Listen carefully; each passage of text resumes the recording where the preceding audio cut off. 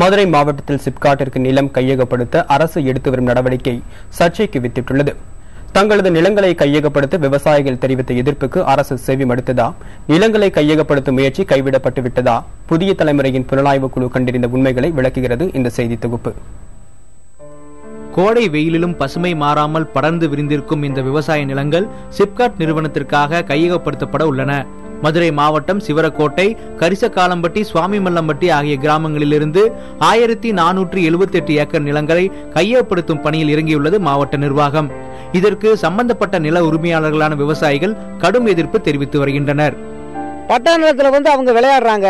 இனி அவங்க வன்முறைக்கு தான் தூண்டுறாங்கன்றது அளவில் நாங்களும் இருக்கோம். எங்கள் உயிரே அழிஞ்சாலும் இந்த நிலத்தை விட போடுறது இல்லைன்றதில் நாங்கள் உறுதியாக இருக்கோம். 30 வகையான தவசம் விளையுது. இன்னைக்கு நாடு பூராமே சும்மா இருந்துக்கிட்டு ஓஏபி வாங்கிட்டு இருக்கிற காலத்தில் உழைக்கிறவங்களுக்கு மரியாதை கொடுக்க மாட்டேங்கிறாங்க. நிலத்தை கையகப்படுத்த எதிர்ப்பை வலுவாக பதிவு செய்து வந்த நிலையிலும் அவற்றின் விலை பற்றிய நிர்ணய கூட்டத்தில் கலந்து கொள்ள மாவட்ட நிர்வாகம் விவசாயிகளுக்கு அழைப்பு விடுத்திருப்பது விவசாயிகளை அதிர்ச்சியில் உரைய வைத்துள்ளது. முதல்ல இருந்து நோட்டீஸ் எடுக்கணும் 30 தினத்துக்குள்ள வாங்கணும் தாங்க நோட்டீஸ் கொடுத்துக்கிட்டே இருக்காங்க. நாங்கள் அதை போய் மறுத்துக்கிட்டே இருக்கோம். நாங்கள் நிறைய போராட்டம் அது இதெல்லாம் செஞ்சு பார்த்துக்கிட்டு மறுத்துக்கிட்டு தான் இருக்கோம். சம்மதிக்கல. நாங்க சம்மதிச்சு விடுறதுக்கு எங்களுக்கு யாருக்குமே சமாதானம் இல்லைங்க.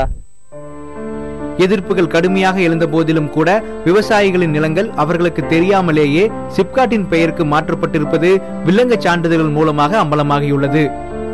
நில எடுப்பு சட்டம் சொல்றதுபடியும் இல்லாம 3-2 நோட்டீஸ் கொடுத்துட்டு 3-1 கொடுத்து அதுக்கப்புறம் படிவம் போட்டு கொடுத்ததுக்கு அப்புறம் தான் நில ஒப்படை செய்து விவசாயிகளை கூப்பிட்டு ஒப்படை செய்து அதன் பின்னர் தான் மாற்றணும், நில உரிமை மாற்றணும்னு அவங்களே பதில் கொடுத்துருக்காங்க.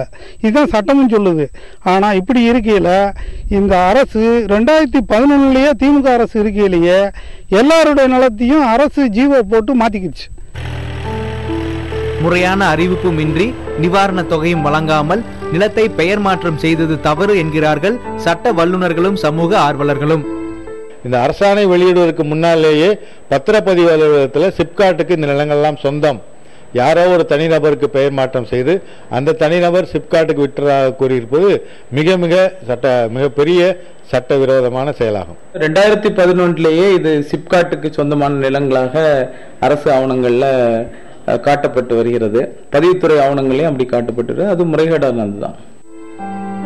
நிலம் கையகப்படுத்தப்படும் விவகாரத்திற்கு மாவட்ட ஆட்சியர் தான் பொறுப்பு என்கிறார் சிப்காட் நிர்வாக இயக்குனர் ஸ்வரன் சிங்.